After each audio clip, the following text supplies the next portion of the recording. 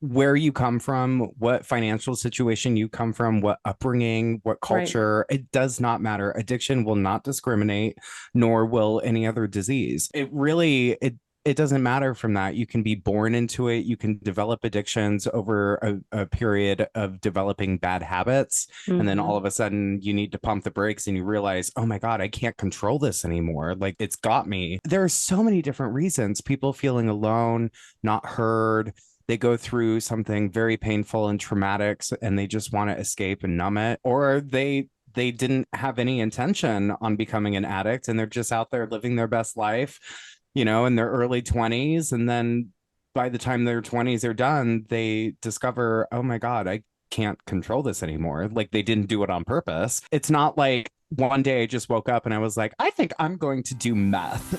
Hi, I'm Kelly Namiro. Welcome to the Balancing Chaos podcast, a lifestyle podcast where we'll talk about wellness, motherhood, and some really exciting things in between. My goal is to help you develop a lifestyle that promotes health, wholeness, and success.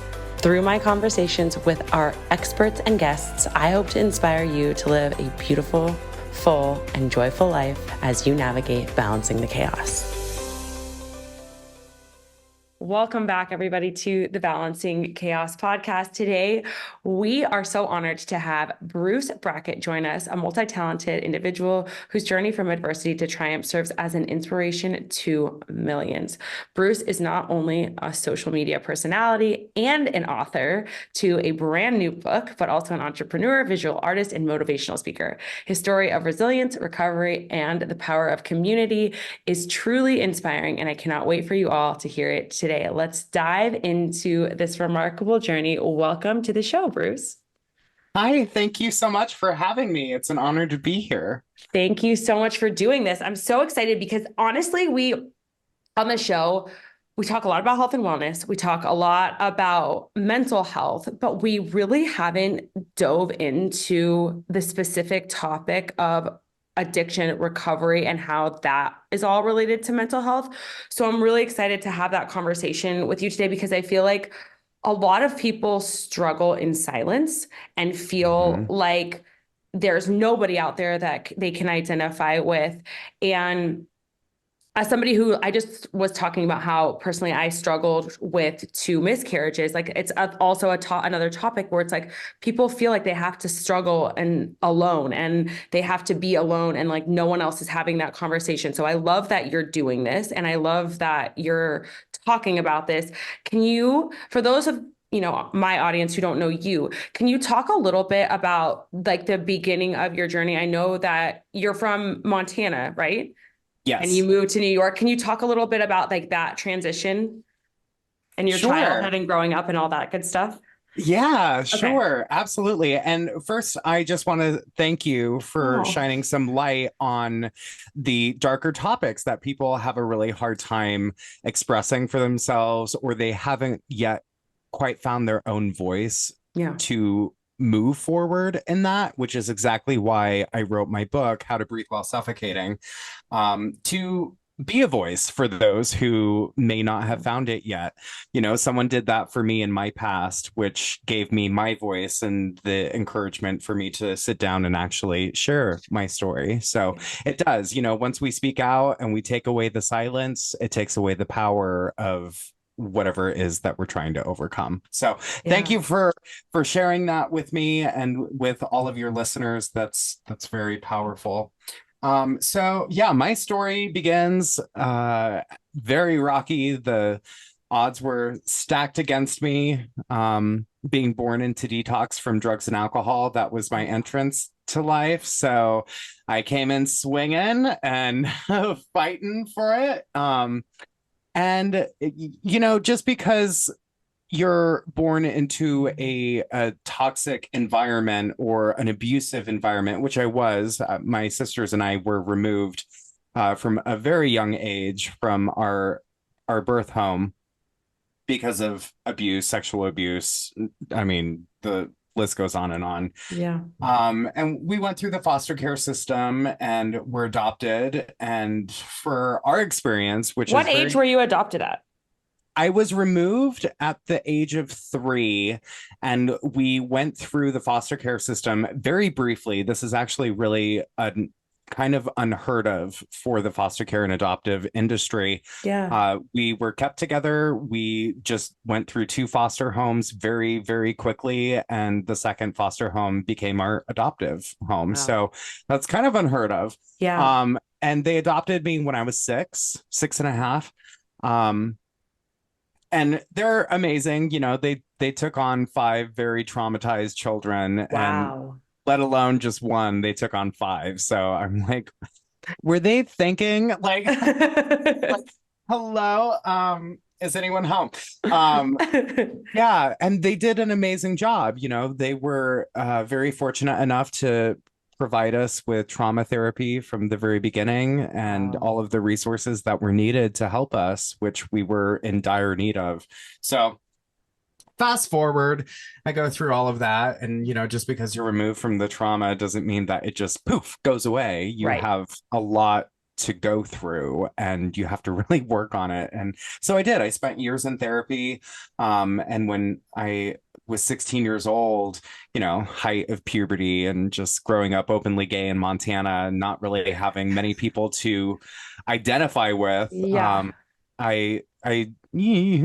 well, disassociated is a really cute word for it, but I did. Yeah. And ran away from home and reintroduced myself to drugs and sex work at a very young age, which brought on its own labels of trauma for sure Yeah. at that time.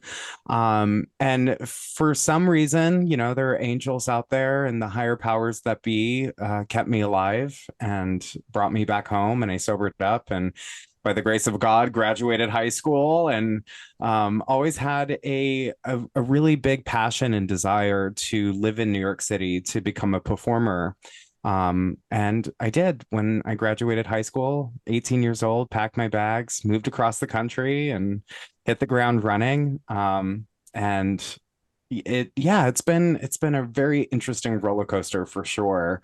Sure. I was auditioning all the time and taking dance classes and voice lessons and whatnot. And I just really gave in to the rejection. I listened to it more than I listened to my dreams. So I gave up and fell into the nightlife again, and again reintroduced myself to all of my addictions, and Mm. just put myself through the blender. What I now know, and I love sharing this, but what I now know is that rejection is not rejection, it's redirection towards your yes. So keep going, and Yes. you will get your yes. So Beautifully said. I love that. And I think that like now what you're doing in front of such a large audience is like, again, it's like, it's not what you originally thought, but like you can see how it's such a beautiful part of, God's plan or whatever you want to, whatever higher power you want to believe in, because it's like now you're getting to share this incredible story and you're helping so many people and you're on this massive stage, like on the internet, which is really, really cool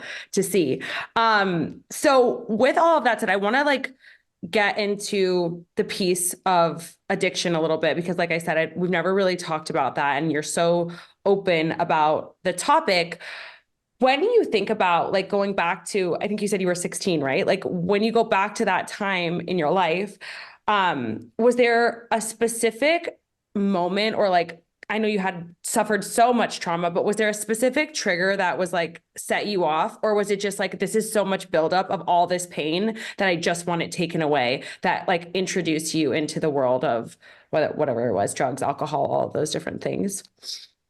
it was definitely a combination of many things. I Mm-hmm. think that subconsciously, you really have to do the work for yourself. And for a Sure. long time in therapy, I was just answering what it was that I thought my therapist wanted to hear. So I Mm, was very shallow, not diving deep, and I really wasn't authentically doing the work for myself. So obviously that bubbled up and exploded when I was mm-hmm. 16. But one thing that really kind of pushed me over the edge was I felt so isolated and so alone with just myself and who I am, being an openly Right. gay, flamboyant person growing Your up in energy is amazing. growing up. Oh, thank you. So is yours. Um, when you're bright and you're shiny and you're just authentically you Yeah. in a very conservative upbringing, it Right. It can feels be, different. I oh get that. yeah. Yeah. So it can be so damaging. And so I did. I felt very isolated, Mhm. alone. I had a very hard time identifying with other people who were like me. Of course, there were other LGBTQA plus people, not Right. many, but a few. Yeah. Um, but still no one that I could be sexually attracted to or interested in or Right. have that reciprocated towards me as well. And I just got to the point where I mentally disassociated Yeah. and was like, I'm going to find my people. And how can I do that? Oh, I was watching Queer as Folk, the TV show, and I was idolizing that and looking at that in a very unhealthy way. And I was like, oh, all of these gay men are living their best life in Pittsburgh. And, it's just like, it's out there and it's accessible. How can I get that? So I Yeah. did. I ran away from home and I found it, but not in Pittsburgh. I found it. I ran to Denver, Oklahoma City, Dallas, Chicago, Salt Lake Yeah. City, and Las Vegas. Like I literally went on this disassociated tour, if you will. And I did. I found it. I found what I thought I was looking for, and I also found what I was not looking for, and it was extremely dangerous. And I'm so grateful and lucky to have survived that. It's a huge part of Yeah. what my book is about. I mean, a good 60% of the book is that time that I ran away and everything that came up during Going that through time. that journey. What Yeah. I've noticed, like even just in this, short time of talking to you, is like the themes of like when you were going through the addiction phase both time kind of come back to like the soul, and you can totally correct me if I'm wrong. This is your journey, but like the soul like point of like feeling alone, whether it's like through Mhm. not being seen as like an openly gay man and wanting that, or like not being seen on Broadway and on the stage and like feeling rejected and feeling alone in that. And so it's like, I'm wondering if you feel like that is a big pain point for a lot of people who turn to, drugs, alcohol, whatever it is. Is it the sadness and the loneliness and feeling like they're not being seen or they're being rejected or they're alone? Yeah. Oh, that's a huge part of it. And Yeah. it doesn't matter where you come from, what financial situation you come from, what upbringing, what Right. culture. It does not matter. Addiction will not discriminate, nor will any other disease. It doesn't matter from that. You can be born into it. You can develop addictions over a period of developing bad habits. And then all Mhm. of a sudden you need to pump the brakes and you realize, oh my God, I can't control this anymore. Like it's got me. So there are so many different reasons. People feeling alone, not heard. They go through something very painful and traumatic, and they just want to escape and numb it. Yeah. Um, or they didn't have any intention on becoming an addict, and they're just out there living their best life, in their early 20s, and then by the time their 20s are done, they discover, oh my God, I can't control this anymore. Like they didn't do it on purpose, Yeah. so it's not like one day I just woke up and I was like, I think I'm going to do meth, like Yes. it didn't happen like that. You go down a path, right? Yeah, Yeah, yeah. absolutely. That makes total sense. But I think that like that theme of you feeling alone is like definitely something that jumped out to me. And I think that I see that Yes. even in like clients who I work with who are, it's like as simple as like, I can't stop drinking every night. Oh, well, my husband doesn't want to talk to me and my kids are ignoring me because they're on social media. And it's like, I feel alone. I feel invalidated. So I think that Yeah. that's like a fascinating point, of the journey. So for you, what was the point of like, I feel like anytime, whether it's like me with my eating disorder, or, somebody like who's struggling with alcohol abuse. Like, it's like, there's always like a breaking point where you're like, I'm not doing this anymore. Like, this is my low. I am on the floor. I do not want to live like this. And I want to create a new life for myself. What was your low? Oh my God, I've had so many. The lowest low was when I stopped digging. Um, that's your rock bottom. Your rock bottom is when you stop digging. Rock bottom. Um, That was the word I was looking for. Yeah. yeah. So like I said, I was a sex worker, and Hmm. I full on encourage, promote, if you can do sex work in a healthy way, absolutely. It is a very valid career. I was not doing it in a healthy way, so don't do Right. it the way that I did it. Save yourself the time and energy, and just be really responsible and smart about it. I because of my sex work, and because of my lack of self-worth and self-esteem, which stemmed from being removed from my birth home and Yeah. from the abuse, growing up just feeling like I was easily discarded, I really took that with me throughout my life. And it progressed to the point where I was using every single hardcore drug under the sun, meth being a very favorite of mine, but crack, cocaine, ketamine, MDMA, Molly. Yeah. I'm sure that I'm sure fentanyl and heroin were laced with something at some point. Anyway, um, trigger warning for anyone. Yeah. Probably should have said that before. Um, and I did. I got every STD under the sun through my sex works. I mean, like syphilis, HIV, acute hep C, pneumonia, and Wow. overdosing. And I overdosed. And when I was placed in the hospital for the umpteenth time, I found out that I had acute hep C, that my HIV diagnosis was borderline AIDS, and I had pneumonia all at the same time. Oh, So I was dying is what woke me up. yeah. Um and I really just, I always had this little ember, or this light that was burning inside of me, which is who I really am. The dreams of being on Broadway, that boy that wanted to write his own book and share his story with the world, the person that was going to be successful even though they didn't know how to be successful yet, the real me. Yeah. And when I was in the hospital that one time, I held on to it with all of my might, and I was like, okay, this is it. I literally, it's do or die, and I don't want to die, so I'm just going to do. And I started asking for help. I showed up to outpatient rehab programs, 12-step programs, got myself back into therapy, did the work. And with doing the work in the beginning for a good half a year, was relapsing all the time. I was still spinning my wheels, and I didn't get it right away. And I'm not a first time winner. It sometimes I have to repeat a lesson 20 times before Yeah. I get it.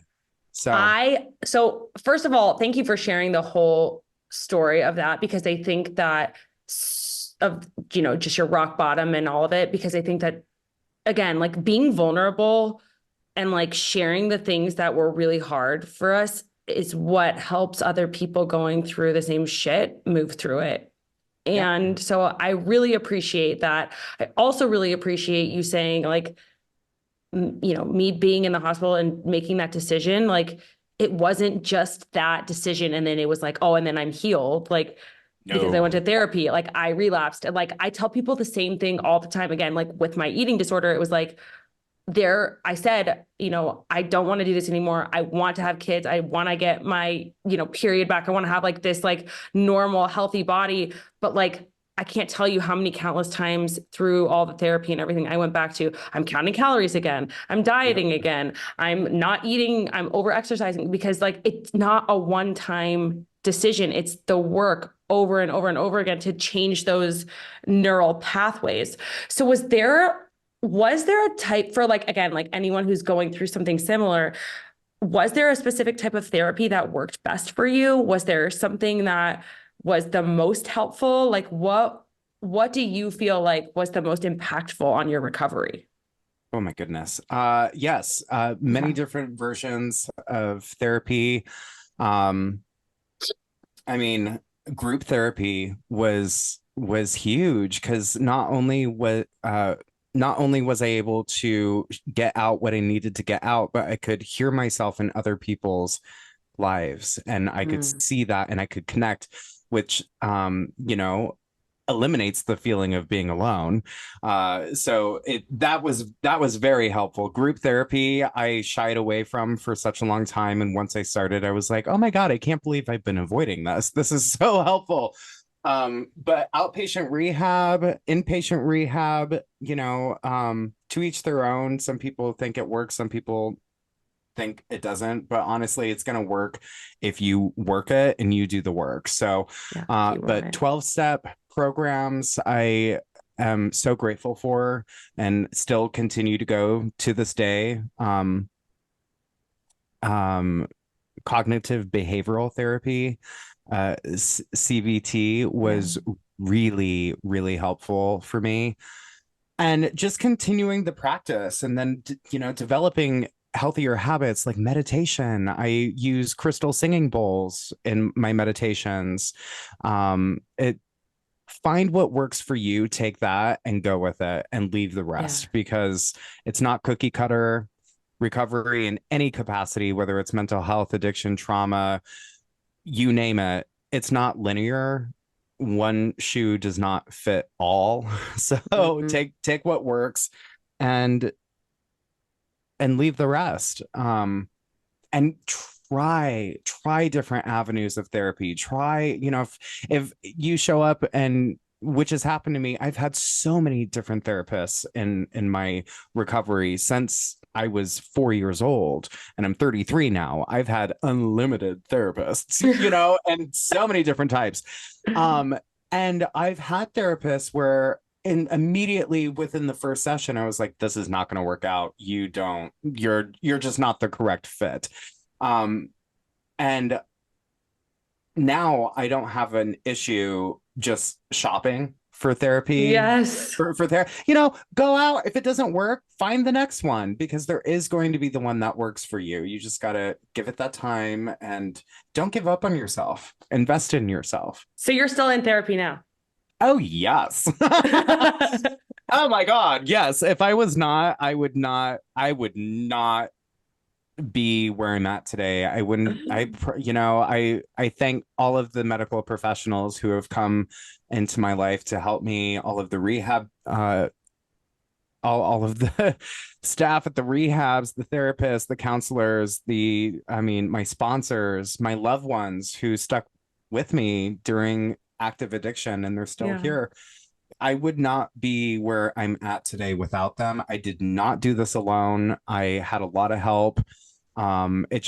I refused to accept the help in the beginning, which is why I was Right. so stuck. But once you're willing to accept the help, the readiness to take action will come. You have to be willing in order to be ready. And that's something that kind of tripped me up for a long time. Yeah. And I share a lot of this in great detail, In your book. within the book. And there's going to be a second book, which is, this first one is really geared towards what it was like before, and then up until the point where I became sober from crystal meth 10 years ago. All hardcore drugs 10 years ago.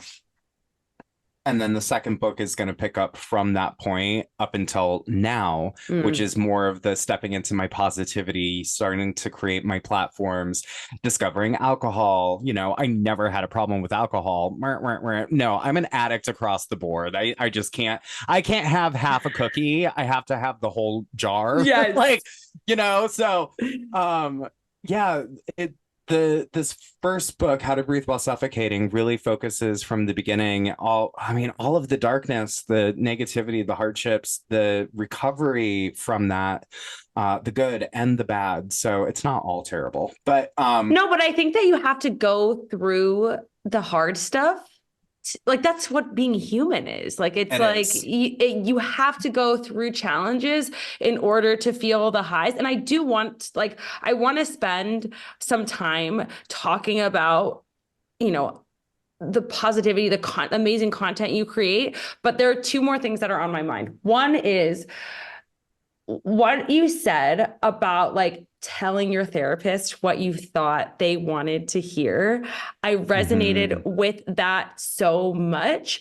Again, being somebody who came from the background of having an eating disorder for years, I spent so much time not necessarily like, and this might not be your truth, but like not necessarily telling the truth to these therapists. And then I would be frustrated that they weren't giving me the help that I needed. And it's like, no, this is on you, Kelly. Like you have to be honest. Yep.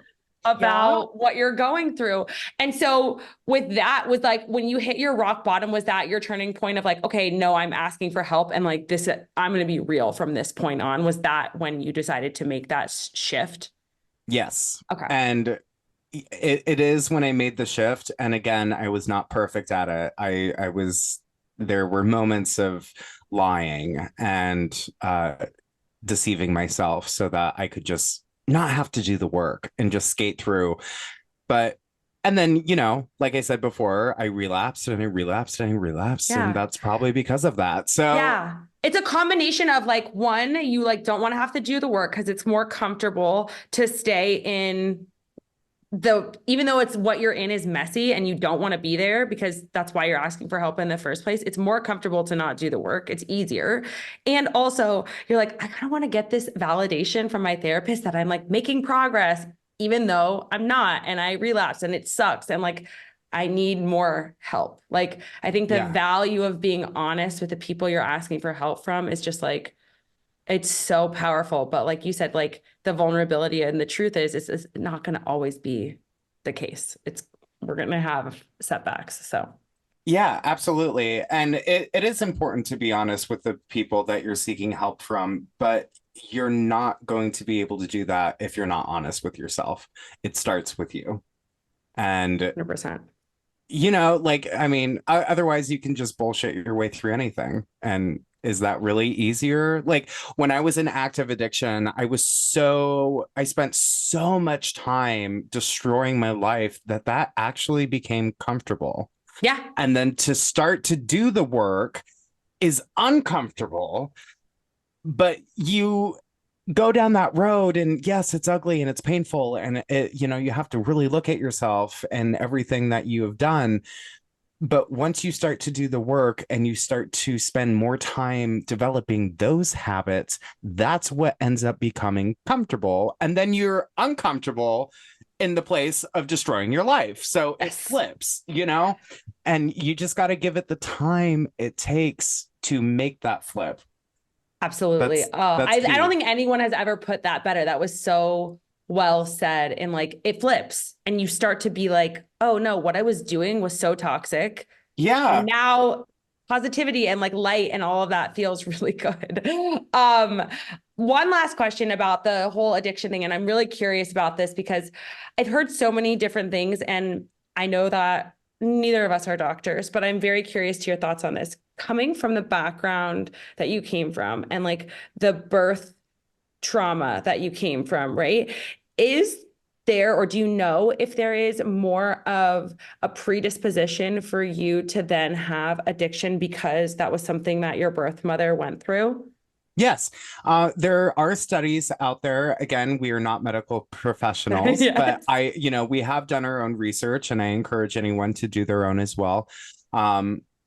There is a study out saying that if your parents are addicts, it can be passed down and there's like a 50% chance. Wow. It's high. Yeah. There's a 50% chance that when you have children that you can pass it on to them. Wow. And lucky me. Lucky me. Yeah. Yay. I definitely won the lottery on that one. But the beauty is that like, I don't know if you're planning on having kids, but like, even if you have like nieces and nephews, like your behavioral change has broken a trauma pattern for them. So that's really cool. Yeah. Yeah. And, for anyone out there who is breaking the cycle, whether you're having children or not, just like I bow to you. It takes so much strength and courage to be able to do that. Also, anyone who's struggling with mental health or addiction, um, there is help out there for you. There are people that are willing and ready to be able to assist you through that. You can call 988. There are professionals waiting to help. So you are not alone.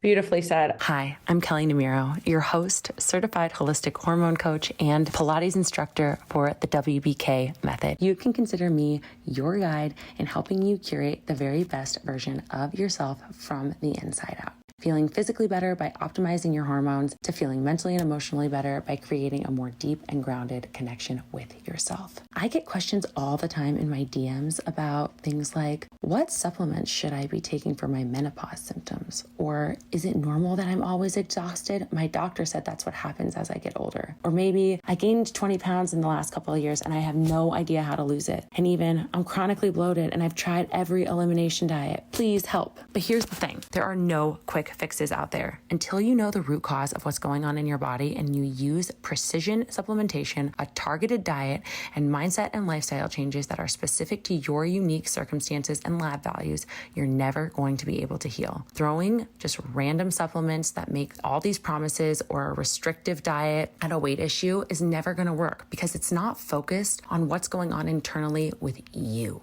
And often we can make the problem worse when we do these things. And that's why I've created the WBK Lab Review Package. In this package, you'll receive lab kits and a custom lab form based on your symptoms and health history. Once you've completed the saliva kit for your adrenals, the stool kit for your gut health, and the blood tests for your hormones and other health markers, we'll sit down together and create a customized plan that will help you balance your hormones in a holistic way so that you can lose weight, have more energy, maintain a balanced mood, and achieve the results that you've been wanting. This year, it is time to get the results that you've been dreaming of because you're targeting your unique system. If you're ready to experience more energy, comfort, confidence in your body, and relief from those nagging symptoms that have been bringing you down, I would love to support you in doing just that. This program includes a one-on-one call between you and me, all of the labs needed to create your customized protocol, and a PDF with your unique plan that you'll be following going forward so that you can take your time in implementing your new diet, supplements, and lifestyle changes. To learn more about this, head to the link in the show notes or go to wellnessbykelly.com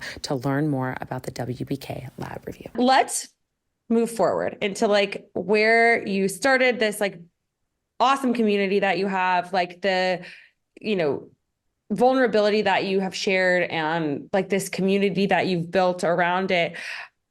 Talk to me first, like in the role of of forgiveness and compassion that you had for yourself as you put this like next foot forward. Were those two things challenging for you? Did they come easy for you? Did you have to be like very mindful of the idea of like self-forgiveness? Oh yeah.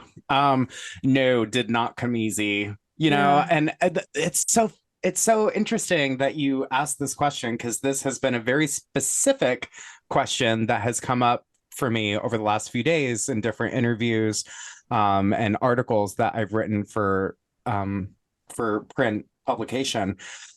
That self-forgiveness is so difficult, and and I'm in my own research and from what I've gathered from other people, there's a little poll that's happening where it's easier for most people to forgive others before we can forgive ourselves. Yeah. And I think that really just boils down to the fact that we live in our heads. We know what we've done. We know what our past actions were, and we live with that. Where something that we've done to others in a very selfish way, it actually, like, yes, I did that, but I'm not living in their head. So that's not taking up the space in my own mind, So I think it is easier for people to forgive others than it is to forgive yourself. The wisdom of forgiveness, if you can forgive yourself, you can set yourself free. And, there's a very famous quote by George Adair, everything you've ever wanted is on the other side of fear. You can replace the word fear with forgiveness. Everything you've ever wanted is on the other side of forgiveness. Forgive yourself and get everything that you've ever wanted, So, it was not easy. It took time. I I forgave myself and then found that, oh, actually, no, I didn't. And I'm still pissed off about it. And I'm harboring that grudge against myself. And then I have to re-forgive myself. So, it's those like forgiveness relapses. Yeah, it takes time. And the more I do forgive myself, I still mess up. I'm a human. I Right. am not perfect by any means. I don't know everything. I hardly know anything at all. So I'm always trying to be in a place where I can be growing and learning and becoming a better version than I was 5 minutes ago. Yeah. And sometimes I do find myself reminiscing on something that I have a hard time forgiving myself for. I robbed a store in New York City and went to Wow. jail when I was in my active addiction with meth. And oh my God, this is so embarrassing. But when I stole, and then the shop owner stepped in front of my way as I was like charging out the door. And Yeah. I'm talking about like a woman who is probably in her late 50s, maybe beginning 60s, and I straight up tackled her to the sidewalk, to get, because I was not okay. You're not in your right mind. Yeah. I'm not in my right mind. I'm strung out. I've been up for 5 days. And like that wouldn't have happened if I wasn't doing meth. So like, Right. there's really no excuses there. But sometimes I find myself thinking about that, and I immediately just become so shamed and guilt stricken. Yeah. And then I realize I'm no longer that person. Yeah. I've worked very hard in my own existence, living amends to never repeat those things, Right. let alone to anyone else, but also for myself. And I have to look at it in the rearview mirror and realize that's in my past and I'm no longer living there. I'm not that person. I've done a lot of work to be where I am today. To be who you are now. And I think that one of the things, like you said, like self-forgiveness is so much harder than forgiving someone else. Like, because we don't forget anything, like, unless like, it's not like a core memory, but we don't forget these things, these like traumatic things that happen to us or that we do to ourselves.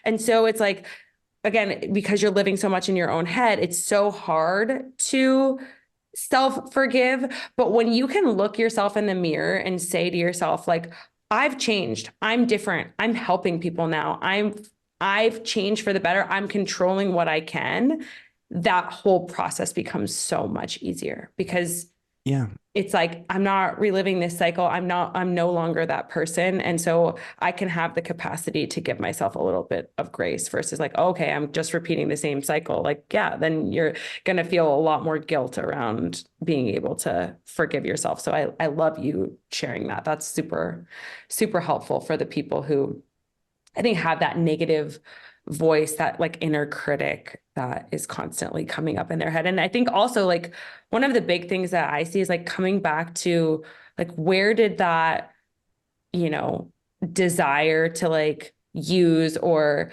even like be on meth or like all those things come from in the first place? It's like, oh, that poor like little boy who had like zero control of his circumstances. Like, like that, you have to have compassion for that little inner child version of yourself too, which can give a lot of power to self-forgiveness. So I love that you shared that. Thank you. Absolutely. So talk to us about how you started this whole incredible community, 1.2 million followers. It's pretty Well, yeah, 1.4 now, actually. 1.4 million followers. Amazing. Like, do you feel like the biggest, like the most impactful thing for them has been sharing your recovery journey, your positivity, or is it like all of the vulnerability that you share that connects you with all of these people? I think it's a plethora of different things. I think that there are probably people who follow me for reasons I don't know. Yeah. I think, you know, which is beautiful. I'm very grateful for this community and for everyone who has shared their own story with me and in terms of their own recovery or grief, people that they've lost to addiction. You know, not there are people who follow me who are trying to get sober. There are people who follow Mm, me who have gotten sober. There are people who follow me because their loved one is in active addiction and they just don't know what the hell to do. Um, yeah.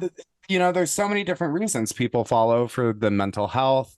They relate to that, the fashion, the fan Yes. flips, the I high feel like kicks. your authenticity, like, and like you being your truest self, like to me, like that's like what I love about your content. It's just like you're so Oh, you, thank and like you you. can see that through your energy, no matter what you're talking about. So I think that's really what's so fantastic. When you think about like, was there any strategy behind building the community for those people who want to build a community and who are like, I want an Instagram, a TikTok, or whatever following, and I want to, be able to write a book and share.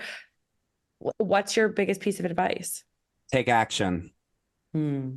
Take action. Show up. Show up. Show up. I did not know what I was doing. I still don't know what I'm doing. Nobody, darling, nobody knows what they're doing. And if they don't know what you're doing, they can't tell you that you're doing it wrong. So keep Yeah. doing it. Consistency. Show up, find something that you're passionate about, that you really, really love, and talk about that. Yeah. And it's not work when it's something that you love, you know.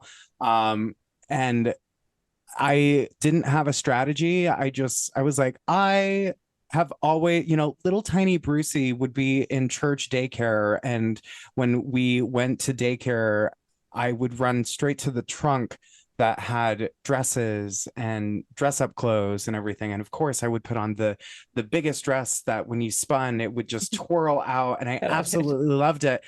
And for a long time in my life, I put that Bruce in the closet. Even though I was gay, I put that boy who loved to wear dresses in the closet, and I Yeah. just never did again until one day I just woke up and I was like, I'm going to take that person out now. And instead of just doing it for myself, which I mean, yes, I did it for myself, but then I was like, I'm going to do this for the person who also can't do it. So I showed up and I just started making videos, Yeah. um, sharing my story and being open and honest about it, sharing the successes, sharing how many times I've relapsed, how many DUIs I got, sharing the bad, sharing all of it. And that's what made it successful, is the authenticity. And That's what I mean. Like that's what connects yeah, people to you. Like you are so vibrant and so yourself. There is no fear of being you there, that it's like,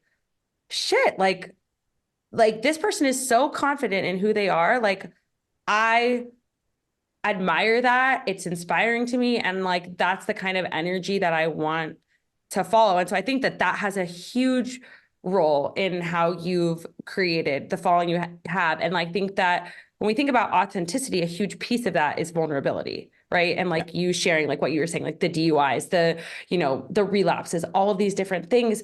When you first started sharing that, when you started this whole thing, was it scary to be vulnerable, or because you had done like the group therapy and whatnot, it didn't feel? I also feel like when you're Yeah. talking to your own phone versus like it actually being, a million people, it's like way less intimidating. But you tell me. So yeah, and I do sometimes I feel silly popping out from behind a tree and running up to my phone and just, yeah, like I've had people, because there's a pathway actually that goes by our property that people hike on. Mm. And sometimes like I'm in a full gown and I'm running through the woods and I run up to the camera and I'm like giving an inspirational something to no one, it's just my phone. And people walk by, I'm sure that they're just like, what is happening in this neck of the woods? Like, and I don't care. Growing up in such a conservative place, And having such an accepting, loving family gave me so much strength. I was bullied Yeah. relentlessly. I was beaten up a lot. It just got to the point where I give zero F's of what someone thinks about me. It's not their life. I'm so happy being me. There are 8 billion people on the planet. Why the hell would I want to be someone else? I was given this opportunity to be me. You are given the opportunity to be you every single day that you make the wake up list. So be you. Like, you know, you. I was the one in my way. I was the one stopping me from just like, because I was so worried about other people's opinion. I do not care now. They can love me, they can hate me. They can talk about me or not talk about me. I'm still gonna move on and do my high kicks and be in love with myself, because there are so many days in my past that I absolutely hated myself. I don't want to do that again. Oh, that is so well said. Like I love everything that you said. And I think that so many of us struggle with that idea of like loving exactly who we are and being unapologetic about it. I mean, I know when I first started being on social media, I was like, oh, well, this person's doing this, so I have to share this. And this person's doing that, so I have to share that. And I was like trying to like grasp at, and then I was like, what got me the most, you know, connection with people and growth and like clients and all these is me being me, because that's where like there's no, you know, deficiencies in the energy exchange. Like people can actually see through that bullshit when you're trying to be somebody else. And so when you think about that, like, again, I think it's awesome that you're so like in your power. If somebody was to say to you, like one of your followers or whatever, I feel like I can't be myself. I'm afraid to show up and be like, what's your biggest piece of advice for them? You already have it. Get out of your own way. You. Yeah, it's you that whatever it is that you are looking for, you already have. If you want to be that person that you fantasize about becoming, start acting like them right now. Just start, take action, get out of your own way. You know, and a lot of people do come to me and they're like, oh my gosh, I really wish I had your confidence, or I was as bright and shiny as you. And I was like, you baby, you are. And you're the only one that doesn't see it. Oh, that used to trigger me. I had so many people tell me that, and I'd be like, F you, like, I'm like, you know, what the hell are you talking about? And then eventually I was like, oh, wow, yeah, I was the only one that didn't see it. Yeah, it's so true. It's like when you can look at yourself and see all of the unique, beautiful things that you have to offer, like everything. If you believe in yourself, everyone else starts believing in you. It's like the most incredible, powerful shift, but it's like, it has to happen if you want to see the change and you want to see that confidence. So your book, How to Breathe While Suffocating, has all of these positive and powerful affirmations. And is that something that you do for yourself every day? Do you do positive affirmations? Like what is like, is there like, or like you talked about meditation, like, is there like a routine or a ritual you have around creating this positivity and confidence that you have? Yeah, absolutely. So I wake up, I start my day with a cup of love for myself first before I can give a cup of love to anyone else. You know, I have to refill my own cup, metaphorically and literally. And I go through a list of affirmations of what it is that I want to be for that day. I change every single day. I'm not the same person every single day. I live my life one day at a time. And who is it that I want to be today? And how does that Bruce want to show up for themselves so that they can do work for others, so that they can show up and be there for others? Because I'm not going to be able to if I don't do that for myself first. So I have affirmations within the book, How to Breathe, which it's like actually here. It's right here. It's beautiful. It's gorgeous. I love it. My good friend Jenna Hokinson, she shot the photo for the book cover, and I do at the beginning and ending of every chapter there is a breathe section. So here's a little snippet from Yeah, chapter share with 1. us. Born into it and removed from it. Breathe. You can overcome the cards that you've been dealt. Breathe. Just because some people let you down doesn't mean that all is lost. There are people who will be with you the entire way to love you and support you. Breathe. I know the weight of your situation might be unbearable without knowing the outcome of what is to be, and that's okay. So much good is coming your way if you don't give up. Breathe and keep moving forward. So And beautiful. then, thank you. Yes, I'm very excited about this. So the beginning breathe section is in terms of me speaking to the reader. And at the end of the chapter, I use the same breathes, but I have it flipped so that the reader is then turning it to themselves. So breathe, I can overcome the cards that I've been dealt, so that they can read it for themselves and have that affirmation for themselves too. Oh, I love that. That's really, really unique. When I think about you like sitting down to write this book, how was that process? Like, it's something my husband has always said to me. He's like, oh, sometime point in your life, you need to write a book. And I'm like, that sounds so daunting. Like, how was that? Oh my God. Yes, your husband is correct.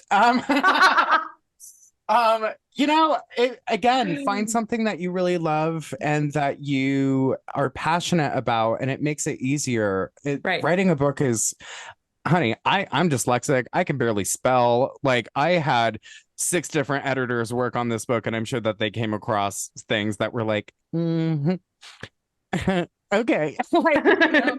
I don't know, but the amount of discipline it requires to sit down every day and do it. You can finish what you started. And I started this book when I was 18 years old, just moving to New York City. We're talking 15 years ago.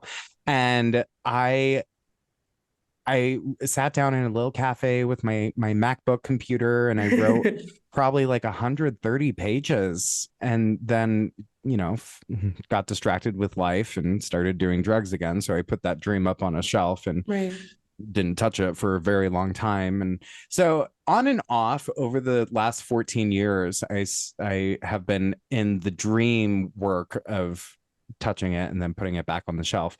And then about a year and a half ago, my following, thank you so much. I love you, BWB families, family members. You're amazing. They motivated me, encouraged me. It's amazing what happens when you get sober and what you can accomplish and what you can, or you don't have struggle with addiction. Maybe it's mental health. When you start doing the work for yourself, it's amazing what you can overcome and do. And my family online, they really encouraged me and motivated me. And I'm a huge person that believes in the universe and manifestation, and what you put out is what you're going to get. And I started to sit down and write again, and was very consistent with it. And then one day I was in San Francisco visiting my uncle, and I got an email from Wiley, one of the world's leading publishing companies. And they were just this lovely woman named Janine, who just sent me a very simple, quick, brief email of like, hey, I've been following you on Instagram, and I was curious if you've ever considered writing a book. And I was like, well, little did you know, I'm actually in the middle of writing one. And it's amazing how the universe works, because I was working on it, I was manifesting it, and then Wiley reached out to me, and a few days later we were on a conference call, and they're like, we're not really curious about if you are doing this. We want to do this with you. So do you want to do this? And a few days after that, I signed the book contract, and that's incredible. I pounded out the rest of the book. I was up until 3-4 a.m. writing, and just Yeah. getting it done. And then the last year it's been going through editing, the book design. It takes a Yeah. lot to write a book, and there were 30 people on the team to help make this happen. So Yeah, I think that that's, like you said, like I said, like the discipline of it is definitely something that you have to have. But I think that what you were saying about the manifestation of it all, it's like when you're on the right path and you're in alignment with what's right for you, all of these, I was talking to my therapist about this like last week, all of these doors just start opening of opportunity. And I think the other thing that goes into this conversation is like you like speaking it to your audience and saying like, oh, I'm writing a book, or, oh, I'm like, that also opens the door and it holds you accountable because you're like, wow, these people want to hear my truth. They want to hear more about my story. They want to hear the little nitty gritty details. Like, and I'm on the hook for writing it. So like, I want to give them what they're asking for. So I think there's a lot of little pieces, but the fact that you spoke it out into the universe and manifested it is really, really cool. So two things I have left for you. One is around this idea of like, I think that we've kind of touched on this when we were talking about the relapses. And I know that you're, sober, like you said, like 10 years, but talk to us a little bit about like just the idea of thoughts, right? Like, I think that there's this notion out there on the internet, especially on social media, where like I've seen so many influencers in my space be like, I had an eating disorder and I'm healed. And like, I'm just healed and I never have thoughts about my body anymore. And I'm like, okay, like my body image is so much better. It's so much more improved. It's so much different than it was in my 20s. But do I still wake up some days? And especially like being pregnant now, like look at myself and be like, I don't really like that. Like, yeah. But then it's like, how do you get out of those dark thoughts? Talk to us a little bit about those moments that you have and like what you do to create a shift. yeah. So yes, I have been clean from hardcore drugs for 10 years, and I am in my first year of sobriety from alcohol and weed. And I there's not a day that goes by where I don't think about it. And thank you for sharing that. Oh yeah, no, and so refreshing. It's not in terms of like I'm thinking about it and I'm triggered and I want to use that. That's not what it is. That does happen. I have drunk dreams. I haven't touched meth in 10 years, and just the other night I had a dream about using it. Wow. And what's really amazing is I ran that by my sponsor and they were like, you know what that is? And I was like, what? And they're like, that's your addiction for that specific addiction taking its last gasp. Like it's dying and it's going away, and honey, it's fighting and it wants you dead. And in reverse, you're actually killing it. So keep going. Like so and once they said that, I was like, oh wow, that is so refreshing. My mother smoked cigarettes for so many years and put down cigarettes when she was like 34 years old. She's 78 today, and she still thinks about it. She still will pass someone smoking a cigarette on the street and she'll have the idea like, oh, that smells good. Oh, I could just have one. Whoa. She's been sober from smoking cigarettes for over 40 years. Yeah. That's how powerful addiction can be. Now, I'm not saying that that's how it's going to be for everyone. Some people can quit cold turkey and it's quite frankly easier for them than it is for others. But in my experience, no, that's why they say take it one day at a time. Take it one day at a time, because you have no idea what tomorrow's going to bring. Someone might come and cut your tree and it causes a 6-month binge. Like, like who the hell knows? And also that can be too much sometimes. So take it one moment at a time. I think that that's really, really well said. Taking it one moment at a time, one day at a time, having that grace and compassion for yourself and being like, oh, I'm only human. It's okay to have a thought. It's about whether or not I'm going to act on that thought and what I'm going to do with that thought. That's more important and more valuable. So I appreciate that. One of the things that you shared in the interview up to this point was like the idea of some of your followers reaching out or being there and following you because they have a family member going through this and they have a family member who's struggling. What is your biggest piece of advice to somebody who has a family member going through addiction? Know your limit. Know your limit and be really honest with yourself about it. Don't enable the person that you're watching go through their active addiction in ways that you think that you're trying to help them. You can't, you just can't fix anyone. You can be there, you can love them, you can listen to them, you can support them, but know your line and when that line is crossed. Because sometimes it's the reality. Sometimes you have to step back and let the person fall, and you have to love them from a distance. And that is incredibly painful.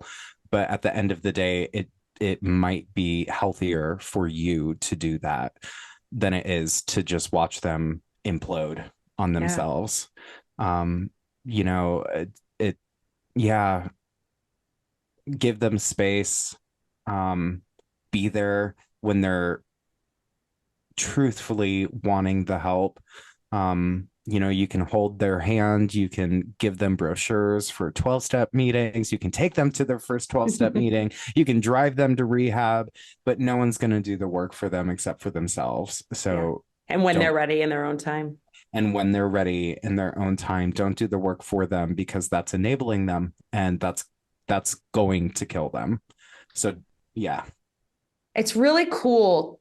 Like, and I don't know if cool is the right word, but to hear that coming from you as somebody who's gone through that, it's not like, oh, stay with me, like, be with me, like, watch me every step of the way. You're like, no, like, set your boundary, and like, it's going to be more helpful for them and for you. So I think that that's really, really something that I wasn't expecting you to say, but that's really powerful for both parties. So Bruce, it has been an honor to hear your story and all of your insights today. I'm so grateful for this conversation, and I know how many people it's going to help. Is there any like last little words of wisdom, pieces of advice? Of course, we want people to go out and get the book, but any last little bits of wisdom you want to share with us? Don't compare yourself to anyone, because you will become bitter, my friend. Compare yourself to yourself and you will become better. And yeah, George Adir's wisdom of, you know, everything you've ever wanted is on the other side of fear. So get through that fear and get everything that you've ever wanted. My father's 3 do's: do your best, do no harm, and do for yourself every single day, so that you too can eventually do for others. If you can't do for others, it just means that you need to be doing for yourself, and that's okay. And lastly, negativity be gone. Manifest what it is that you want in the world. It doesn't mean that negativity doesn't exist. It doesn't mean that it's not going to pop its head up, but what energy do you really want to be harnessing in your life? So with that, negativity be gone. You have the power of choice to dwell in the possibility of positivity, and love yourself, damn it, because you're the only you. You know, out of 8 billion people, you are so fortunate enough to be the only you, and that is such a gift. I was going to just say, I love what you shared about the negativity thing, because I think that that's, to me, the most powerful of all of the mantras you just shared, because we do have a choice. And if you shift that perspective, you can literally change anything that you see. If you get to choose whether you're in that positive space or in that negative space. So I love that.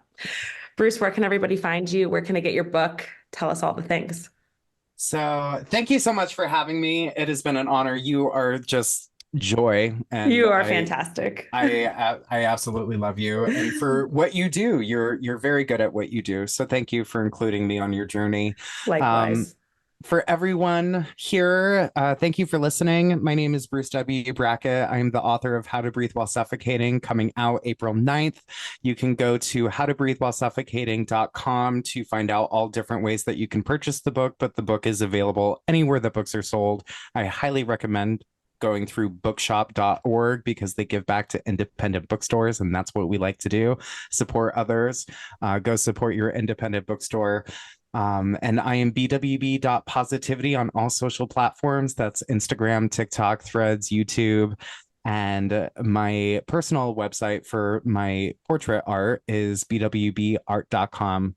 I'm everywhere, darling. Yes. So We can find you everywhere. Go follow Bruce and all of his positivity. It is literally like you can feel the sunshine as soon as you see him. And I'm just so grateful to have had you on. Thank you so much for your time and for sharing your vulnerability and your story with all of our listeners. I really appreciate it. Thank you, Kelly. It was an honor to be here. I really hope that you enjoyed that episode. You can follow me on Instagram at Wellness by Kelly or head over to our website, wellnessbykelly.com. Sign up now for the Wellness by Kelly 7-day free trial on our app or head over to our course. And now get 20% off the course or 10% off of the membership with the code Balancing Chaos, all one word, BALANCINGCHAOS. In our course, you'll get access to an emailed lab review plus protocols built out to help you heal with whatever hormonal imbalance you're struggling with.